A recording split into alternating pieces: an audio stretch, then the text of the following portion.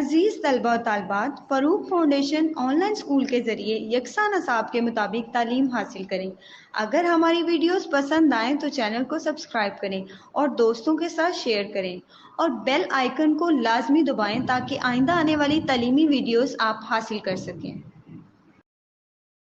السلام علیکم بچوں، امید ہے آپ سب خیریت سے ہوں گے۔ بچوں، آن لائن اسکول سے آپ مکمل تعلیم حاصل کر کے بورڈ کا امتحان برائے جماعت نہم اور دہم بہتر طور پر پاس کر سکتے ہیں۔ آپ اپنی عمر اور تعلیم کے مطابق مزید تعلیم حاصل کریں۔ والدین سے فون یا کمپیوٹر پر ہماری ویڈیوز کے ذریعے تعلیم حاصل کرنے کی درخواست کریں۔ روزانہ 1 سے 2 گھنٹے آن لائن پڑھائی کریں اور جب آپ اسکول جائیں گے تو آپ کو مزید کسی مدد کی ضرورت نہیں ہوگی۔ اس طرح پڑھائی کر کے اپنا وقت اور والدین کے اخراجات میں بچت کر سکتے ہیں۔ آن لائن اسکول کی کوئی فیس نہیں ہے، آپ زوم پر بھی کلاسز کا فائدہ اٹھا سکیں گے۔ ہر مضمون کی مکمل تعلیمی ویڈیوز موجود ہیں۔ عزیز طلباء، آج ہمارے سبق کا عنوان نسوء اور سلیم کی گفتگو ہے۔ اس سبق کو لکھنے والے ڈپٹی نذیر احمد دہلوی ہیں۔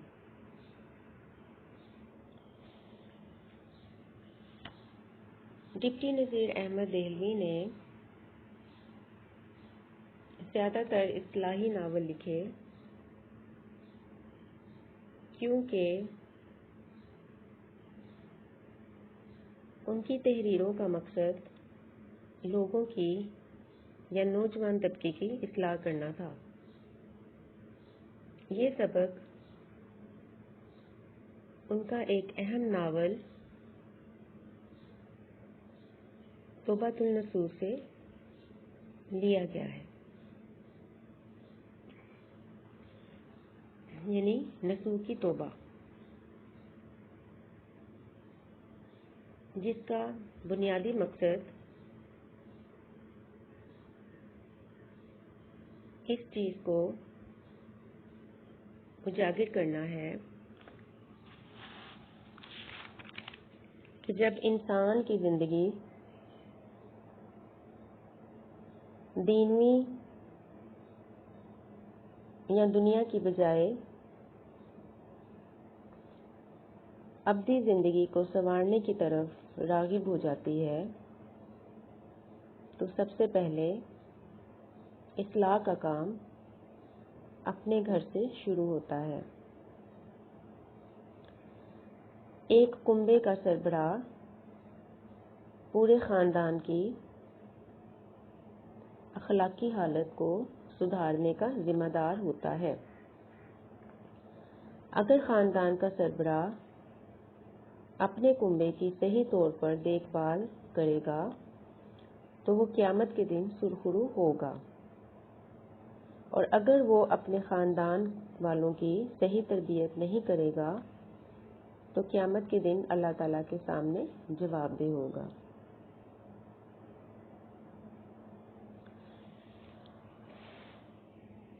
اس سبق کے مصنف ڈپٹی نذیر احمد دہلوی کے بارے میں ہم پڑھتے ہیں۔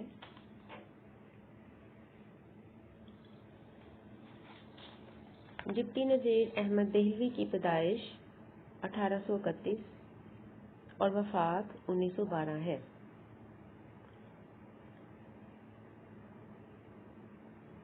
آپ ضلع بجنور میں پیدا ہوئے تھے۔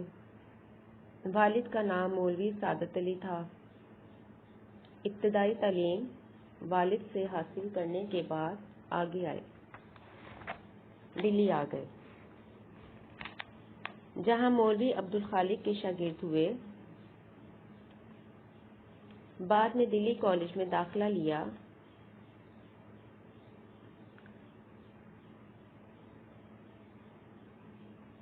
جب وہاں سے فارغ التحصیل ہوئے تو عملی زندگی کا آغاز ضلع گجرات کی ایک جگہ کنجا میں کیا اور وہاں اسکول میں ایک مدرس کی حیثیت سے تدریسی ملازمت کا آغاز کیا۔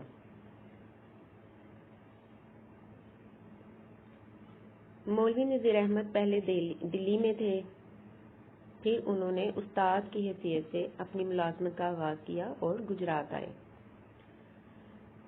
تھوڑے دنوں بعد ڈپٹی انسپکٹر مدارس مقرر ہوئے۔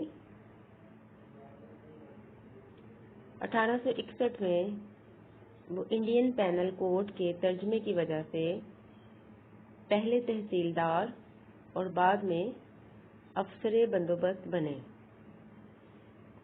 یہ ان کی ملازمت کے عہدے ہیں۔ سالار جنگ کے ایما پر انگریزی ملازمت چھوڑ کر حیدرآباد دکن کی ملازمت اختیار کی۔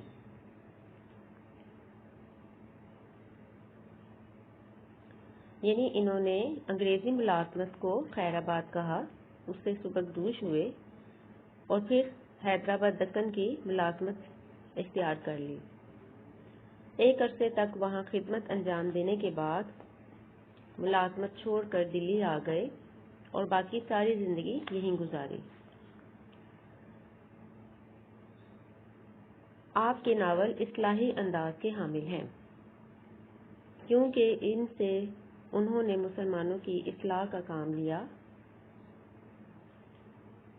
اگرچہ ڈپٹی نذیر احمد کی مقصد پسندی نے ناول کے فن کو کسی حد تک متاثر کیا ہے، لیکن یہ مقصدیت ان کے اسلوب بیان کی لطافت اور چاشنی کو ختم نہیں کرتی۔ جیسا کہ میں نے آپ کو پہلے ہی بتایا کہ انہوں نے اصلاحی ناول لکھے اور انہیں اردو کے پہلے ناول نگار کی حیثیت سے جانا جاتا ہے۔ یہ ناول بیسکلی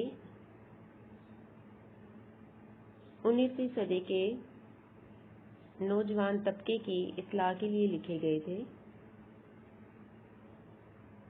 اور ان کے ناولوں میں جو ایک اہم عنصر ہمیں نظر آتا ہے وہ اصلاحی مقصد ہے۔ مقصدیت کے ساتھ ساتھ ان کی تحریروں میں ہمیں لطافت بھی ملتی ہے۔ ان کی تحریریں ہمیں کسی طرح بور نہیں کرتی۔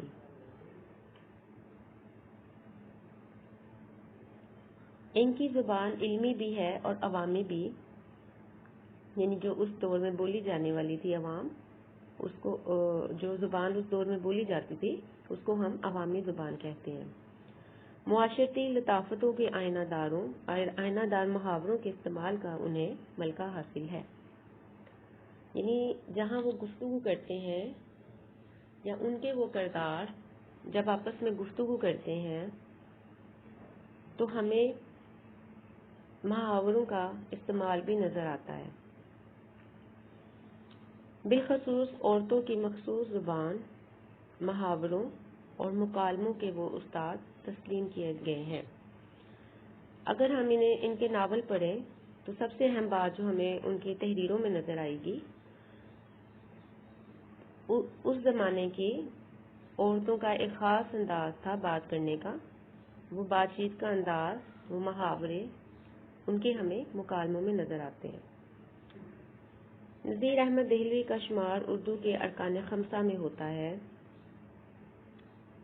ارکان خمسہ میں نے آپ کو جیسا کہ پچھلے اسباق کی پڑھائی کے دوران بتایا تھا، سر سید اور سر سید کے رفقائے کار، یہ 5 لوگ تھے، ان میں مولوی نذیر احمد یا ڈپٹی نذیر احمد کا بھی نام ہے۔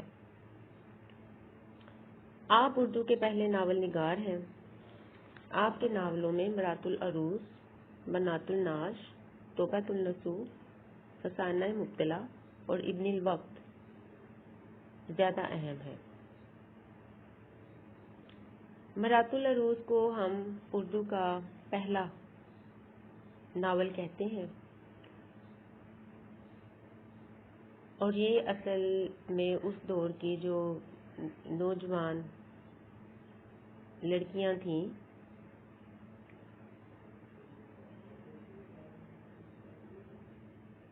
ان کی اصلاح کا پہلو ہمیں اس میں نظر آتا ہے۔ یہ کہانی اگرچہ 2 بہنوں کے ارد گرد گھومتی ہے،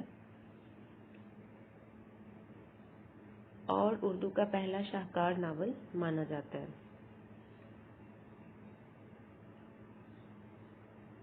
یہ تمام ناول، جن میں بنات النعش، توبۃ النصوح، فسانہ مبتلا، ابن الوقت اور مرات العروض شامل ہے،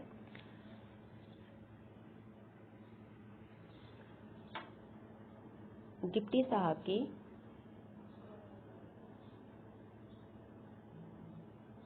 شاہکار کوششوں کا ایک مثال سمجھی جاتی ہے۔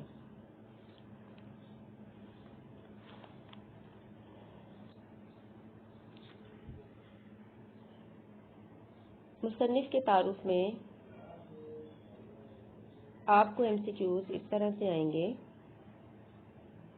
یا معروضی سوالات اس طرح سے آ سکتے ہیں کہ تاریخ پیدائش کیا تھی، تاریخ وفات کیا تھی، مولوی نذیر احمد کہاں پیدا ہوئے، مولوی نذیر احمد بجنور میں پیدا ہوئے، کب پیدا ہوئے 1831 میں، اور کب وفات ہوئی 1912 میں، ان کے والد کا نام کیا تھا۔ ان کے والد کا نام مولوی سعادت علی تھا۔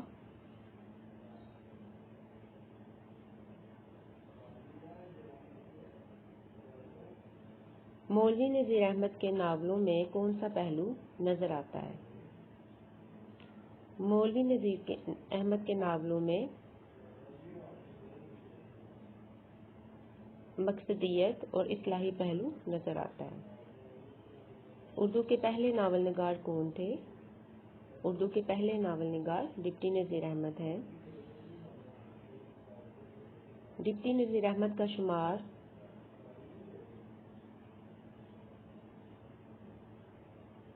کن ارکان میں کیا جاتا ہے؟ ڈپٹی نذیر احمد کا شمار اردو کے ارکان خمسہ میں ہوتا ہے۔ آپ سے ناولوں کے نام پوچھے جا سکتے ہیں کہ مرات العروض کس کا لکھا ہوا ہے، اسی طرح سے بنات النعش، توبۃ النصوح، فسانہ مبتلا یا ابن الوقت۔ ان ناولوں کے نام دے کر مصنف کے حوالے سے معروضی سوالات میں پوچھا جا سکتا ہے۔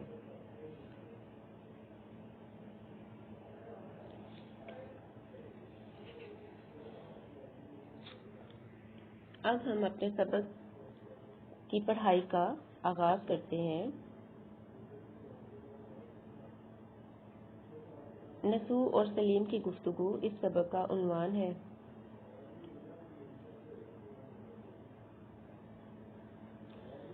یہ سبق اس دور کی تہذیب، معاشرت،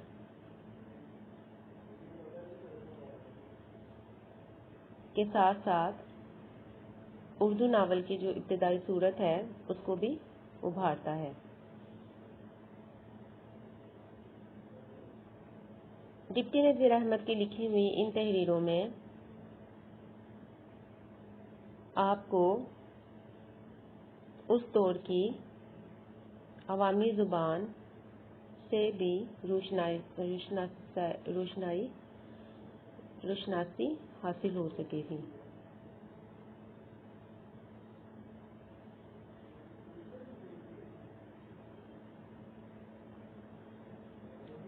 یہ سبق دراصل ایک مکالمہ ہے جو باپ اور بیٹے کے درمیان ہے۔ تعارف میں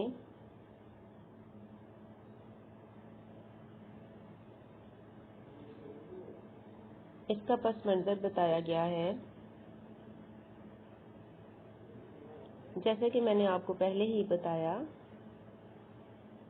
کہ توبۃ النصوح ڈپٹی نذیر احمد کا لکھا ہوا ناول ہے، اور یہ سبق اس ناول کے ایک حصے کے طور پر آپ کی کتاب میں شامل کیا گیا۔ دلی میں ایک سال ہیضے کی سخت وبا آئی۔ نسو بھی دیگر افراد کی طرح ہیضے میں مبتلا ہوا اور سمجھا کہ موت قریب ہے۔ مایوسی کے عالم میں اسے عاقبت کی فکر ہوئی۔ ڈاکٹر نے اسے خواب آور دوا دی تو وہ سو گیا۔ خواب میں اس نے مرنے کے بعد عاقبت کے دل دہلا دینے والے مناظر دیکھے تو وہ ہڑبڑا کر اٹھ بیٹھا۔